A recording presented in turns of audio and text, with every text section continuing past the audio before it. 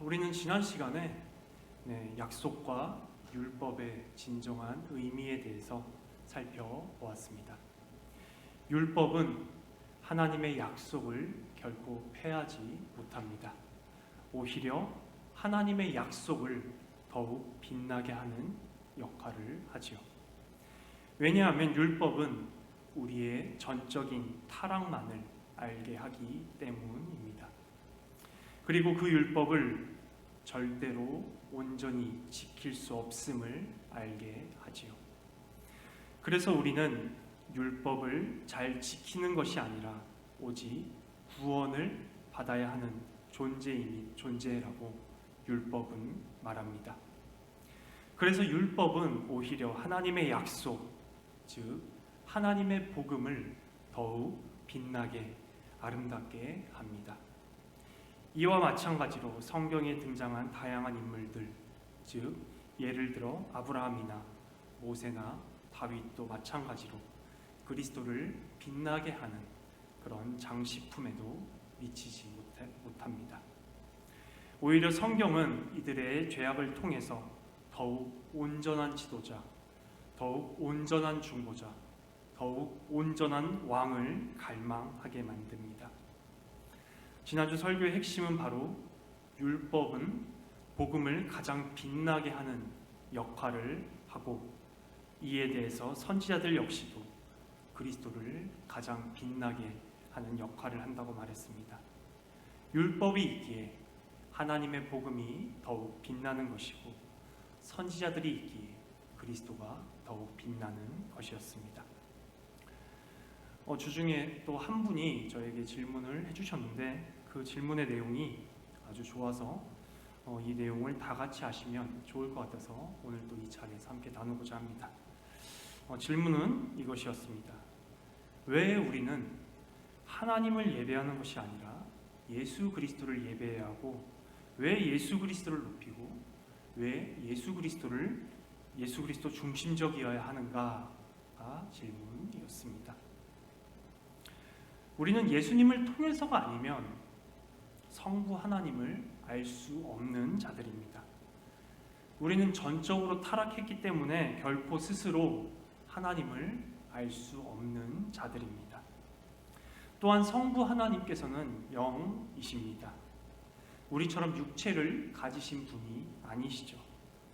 그래서 우리는 오직 예수님을 통해서만 성부 하나님을 알 수 있습니다.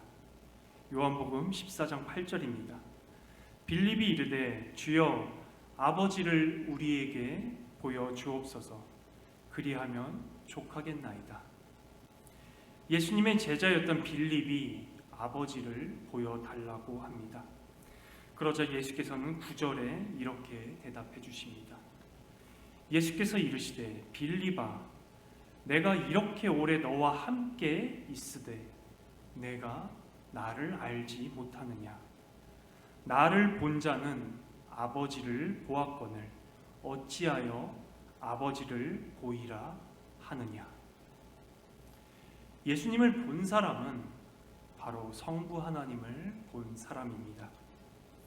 우리는 오직 예수님을 통해서만 성부 하나님을 알 수 있습니다. 요한복음 14장 6절에서 또한 예수께서 이렇게 말씀하십니다. 예수께서 이르시되 내가 곧 길이요 진리요 생명이니 나로 말미암지 않고는 아버지께로 올 자가 없느니라.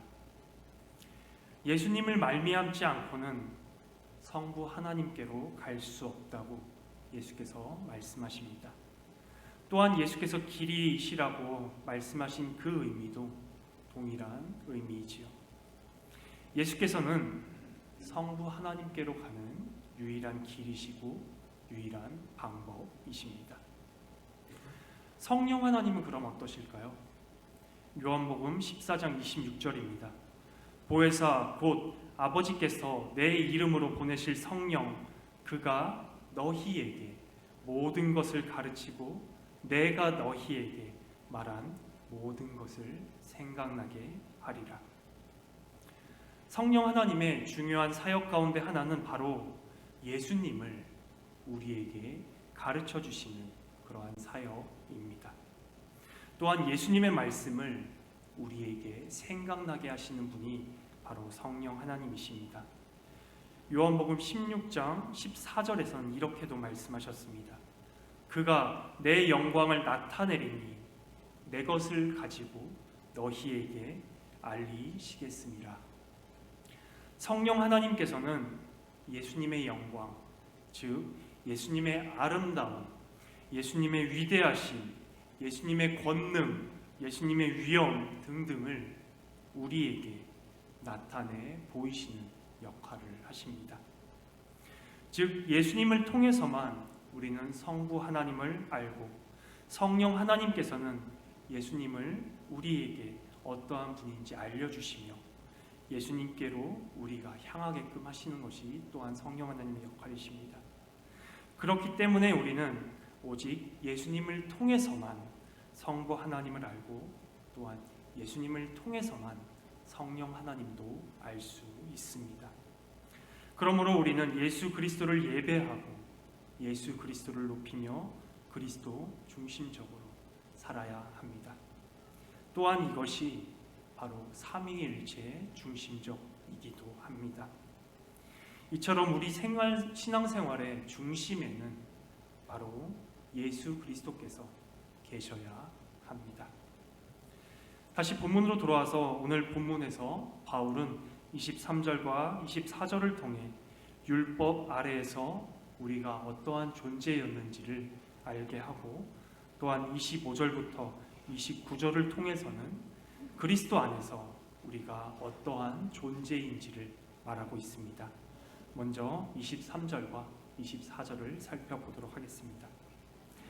23절과 24절에서 바울은 율법이 어떻게 작용하는지 두 가지 비유로 설명합니다.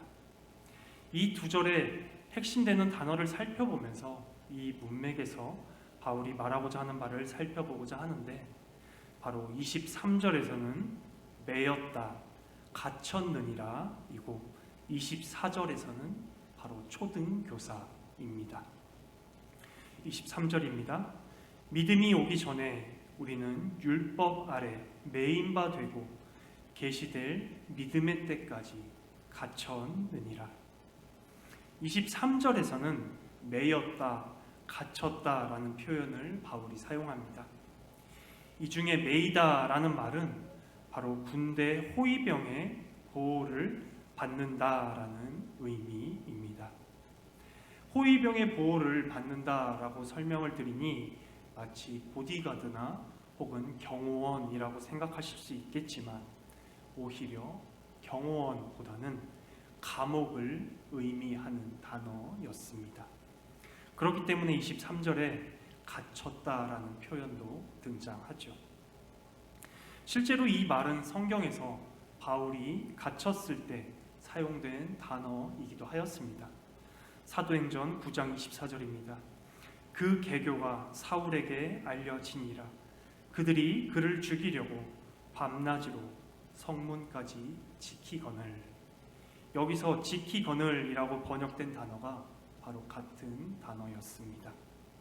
이처럼 바울은 23절에서 매였다, 갇혔다 라는 단어를 사용하면서 하나님의 율법은 우리를 감금하고 우리를 제한하는 역할을 한다고 강조하였습니다. 한편 24절에서는 초등교사라는 표현을 바울이 사용합니다.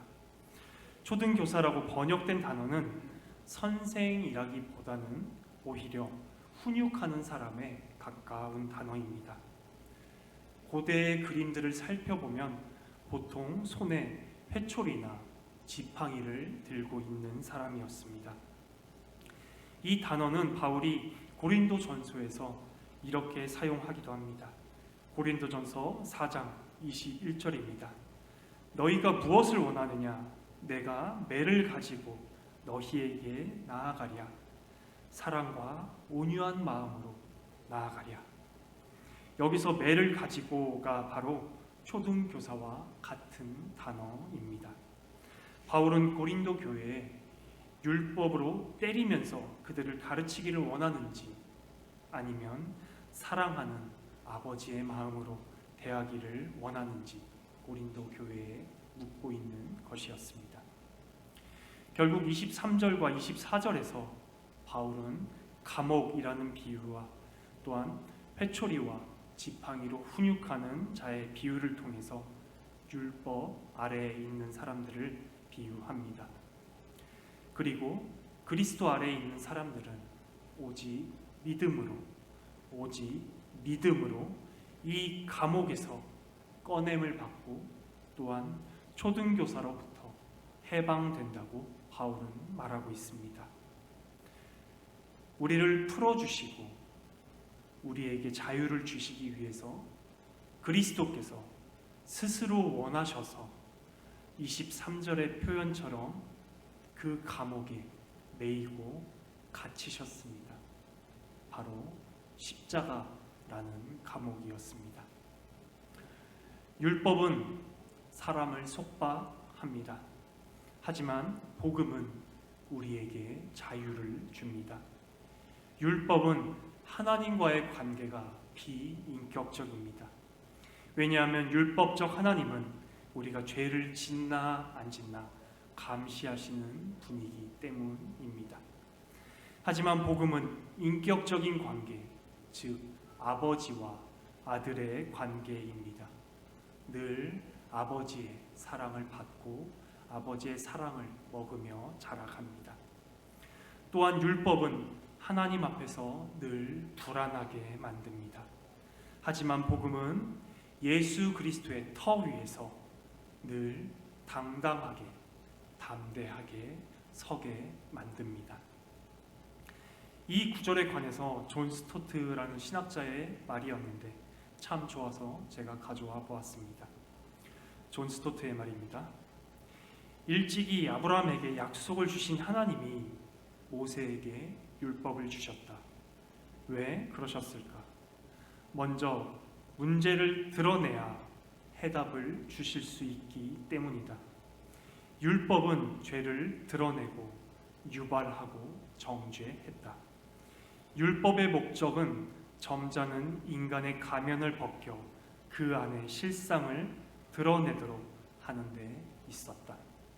즉 인간은 죄성과 반항심에 물든 죄인이며 하나님의 심판 아래 놓여 스스로 구원할 능력이 없다. 하나님이 부여하신 율법의 이 기능은 지금도 계속되어야 한다. 죄와 심판을 부드럽게 말하려는 성향은 현대 교회의 가장 큰 잘못이다. 율법을 돌아서 곧장 복음으로 가서는 결코 안 된다.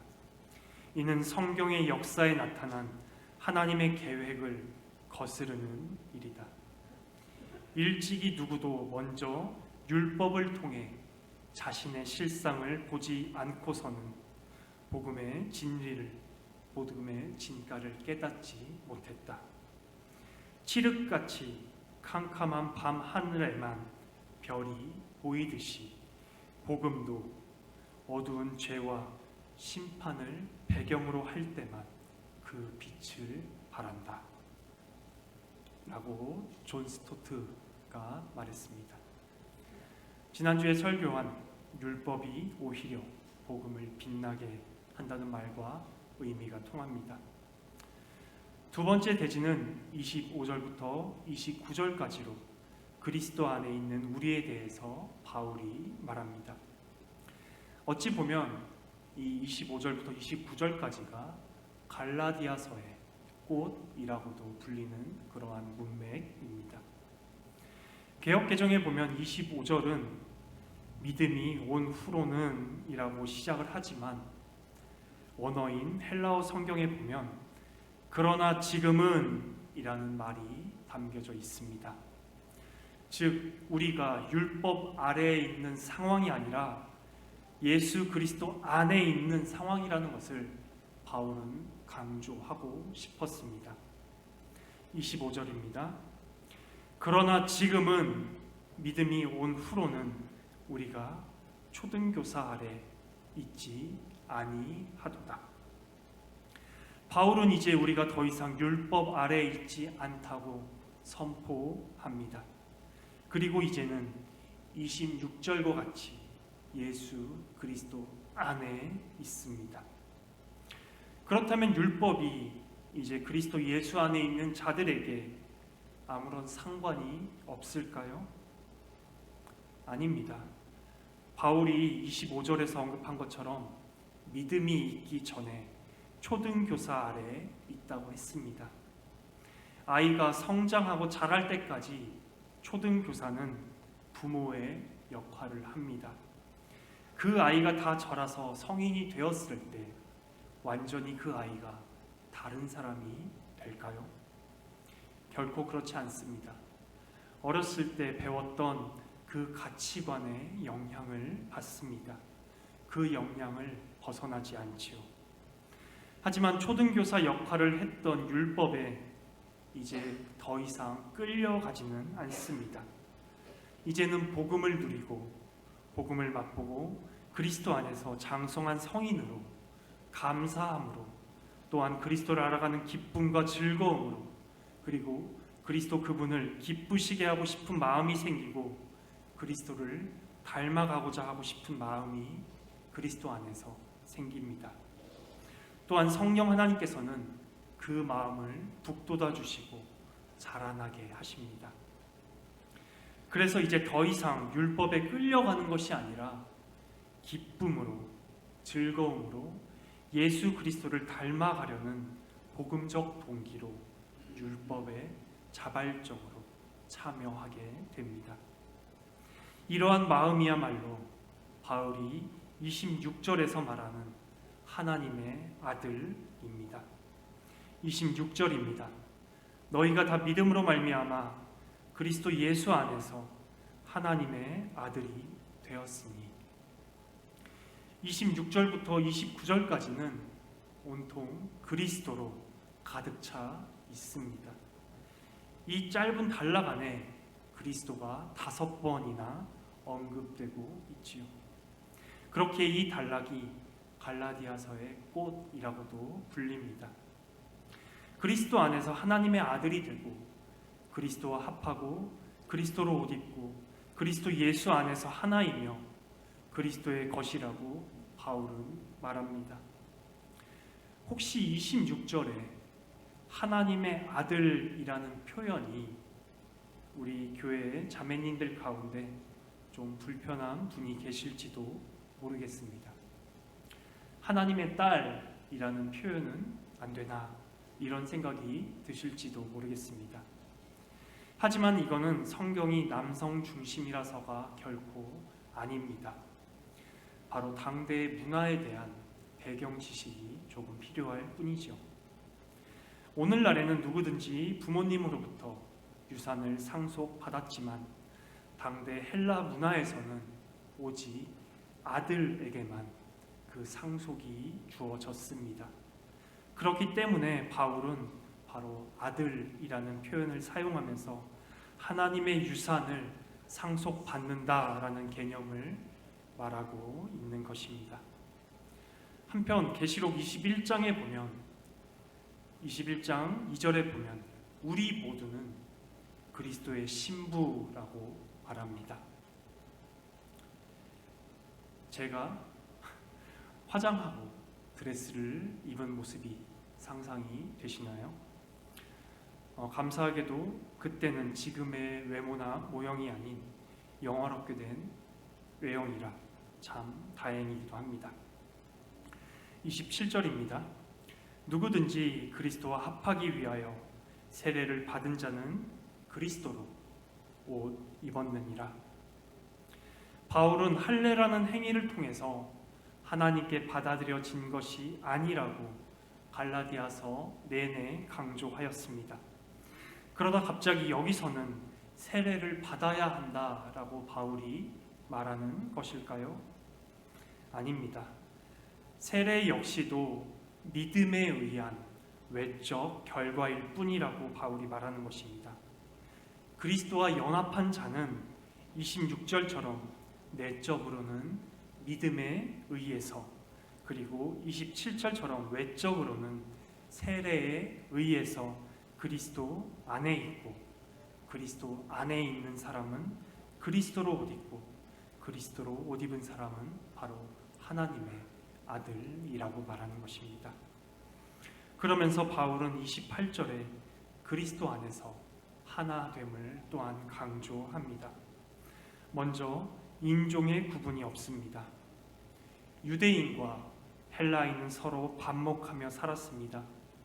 유대인은 선민의식으로 헬라인을 업신여겼고 헬라인은 그러한 유대인을 미워했지요. 하지만 유대인이든 헬라인이든 아무런 조건 없이 자격 없는 자들에게 하나님께서 은혜로 하나님의 아들이 되는 권세를 받았습니다.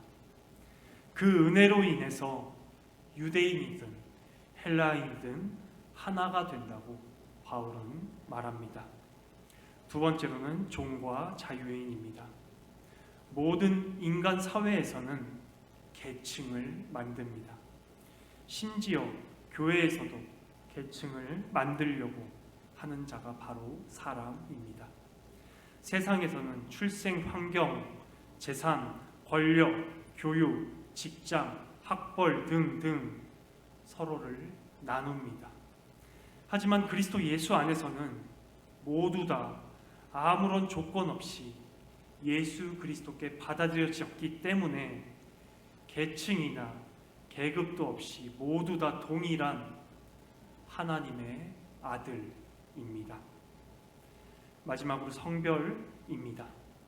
지금 우리 사회야 여자의 인권이 많이 높아졌지만 당시 갈라디아 사회를 한번 상상해 보도록 하겠습니다.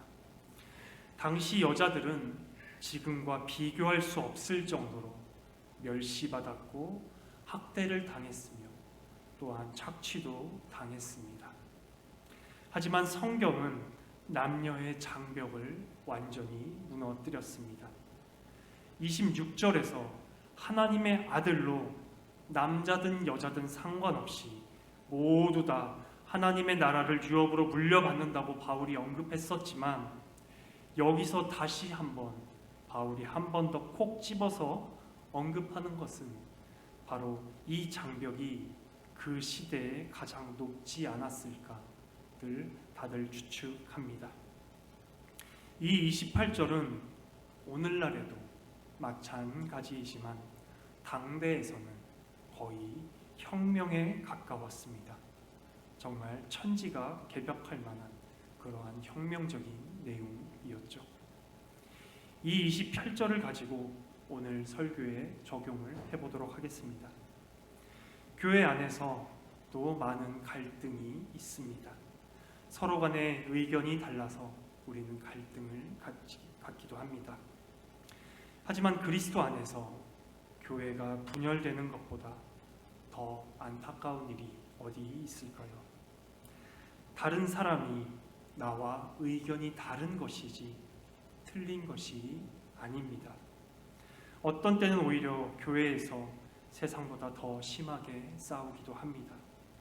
그리고 서로 등을 돌리고 외면하기도 하지요.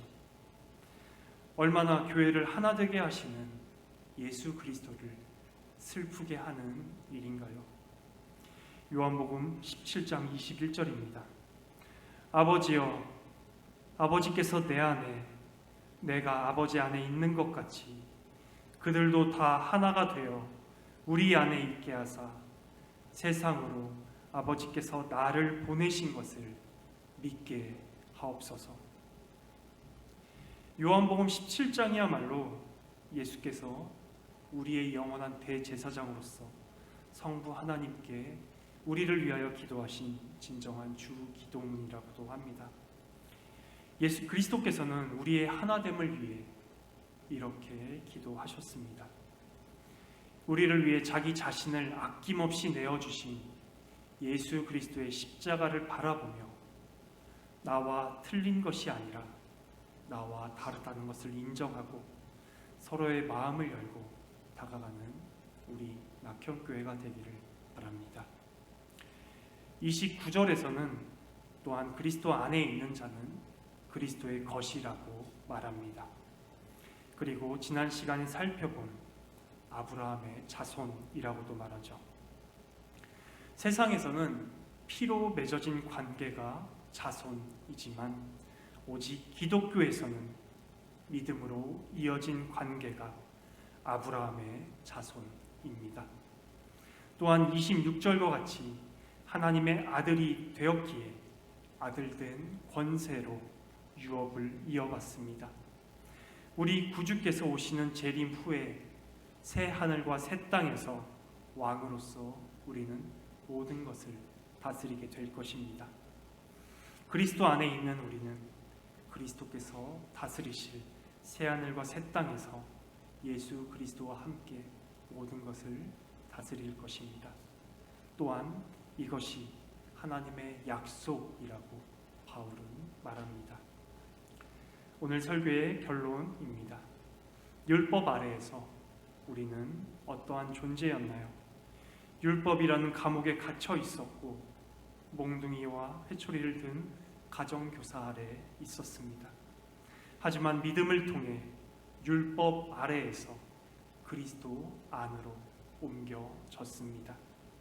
그 율법은 이제 우리를 더 이상 정죄하지 못합니다. 다만 우리의 길잡이 역할만 할 뿐입니다. 정죄감과 억눌림으로 율법을 지키는 것이 아니라 그리스도 안에서 그리스도를 사랑하고 그리스도를 닮아가고 그리스도와 연합된 기쁨으로 감사함으로 율법이라는 길잡이를 자발적으로 기쁨으로 따라갑니다.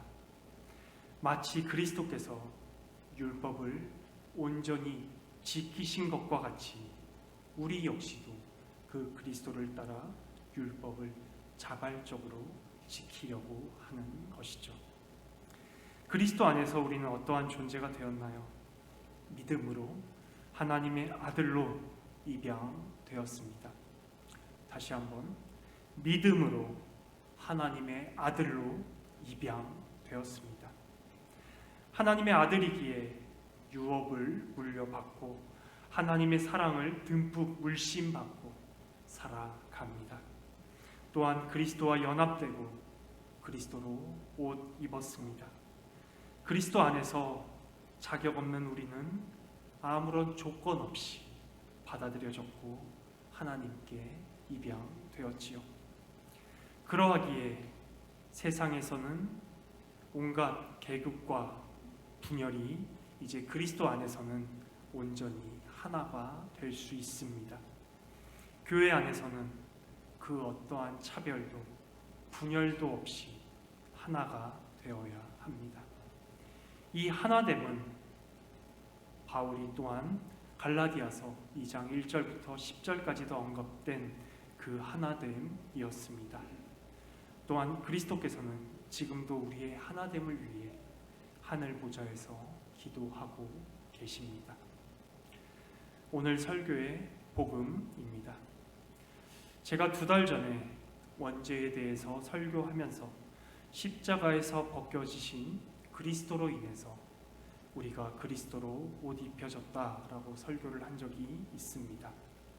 오늘은 27절에 언급된 것처럼 그리스도로 옷 입었다는 복음을 전하고자 합니다.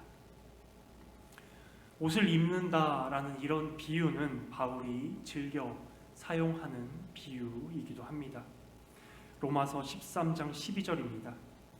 밤이 깊고 낮이 가까웠으니 그러므로 우리가 어둠의 일을 벗고 빛의 갑옷을 입자.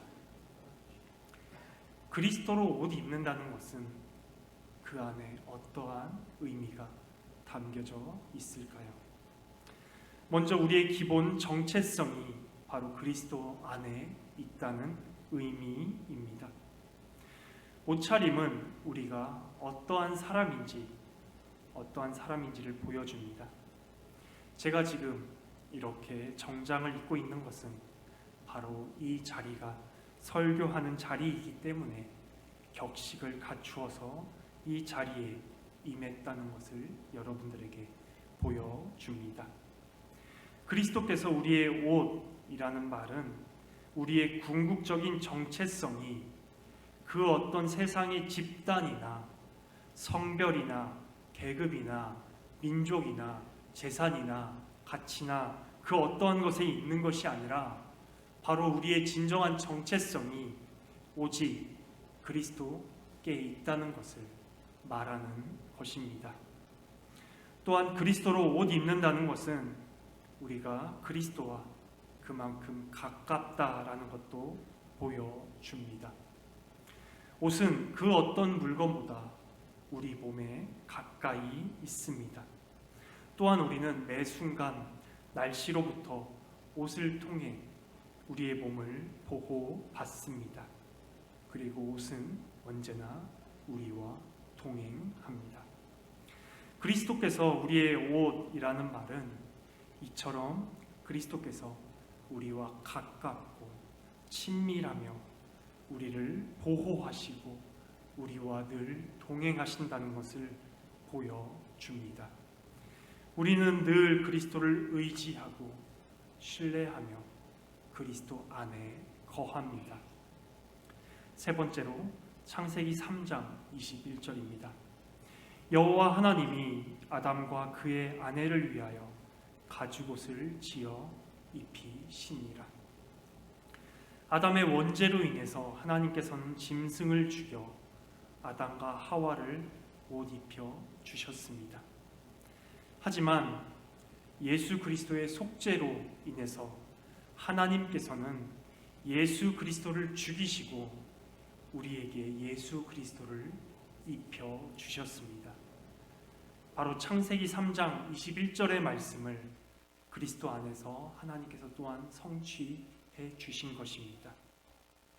마지막으로 그리스도로 옷 입는다는 것은 하나님께서 우리를 대하실 때에 예수 그리스도와 같이 여겨 주신다는 것입니다. 오직 기독교만이 우리의 행위로 의로워지지 않고 오직 믿음으로 그리스도의 의로움이 우리의 의로움으로 여겨집니다. 그래서 우리의 실제의 삶은 여전히 죄인이지만 그리스도로 옷 입은 우리는 하나님께서 보실 때 우리를 마치 그리스도와 같이 여기시며 그리스도께 베푸신 동일한 사랑을 우리에게도 베푸신다는 그런 의미입니다. 이것은 마치 하나님께서 예수 그리스도라는 안경을 쓰시고 우리를 보시는 것과 같은 의미이기도 합니다. 하나님께서 우리를 그리스도와 같이 여겨주신다는 이 복음이 정말 여러분들에게 가슴이 울리는 그런 기쁜 소식이기를 소망합니다. 그 그리스도께서 저를 포함하여 여러분을, 우리 모두를 부르고 계십니다. 그리스도께로 오십시오. 수고하고 무거운 짐진 자들아 다 내게로 오라. 내가 너희를 쉬게 하리라. 그리스도 안에서만 오직 그리스도의 옷을 입을 수 있습니다. 그리스도로 옷 입는다는 복음은 바로 우리의 진정한 정체성이 예수 그리스도 안에 있음을 보여주고, 그리스도로 옷 입는다는 복음은 그리스도께서 그만큼 우리와 친밀하며 우리를 보호하시고 우리와 늘 동행하신다는 것입니다. 또한 그리스도로 옷 입는다는 복음은 성부께서 우리를 예수 그리스도와 같이 여겨주신다는 기쁜 소식입니다. 사랑 그 자체이신 성부 하나님의 풍성한 사랑을 온전히 누리며 우리를 사랑하시고 우리를 구원하시며 우리에게 은혜를 베푸시기를 기뻐하시는 예수 그리스도를 찬양하고 예배하는 우리 낙현교회가 되기를 진심으로 소망합니다.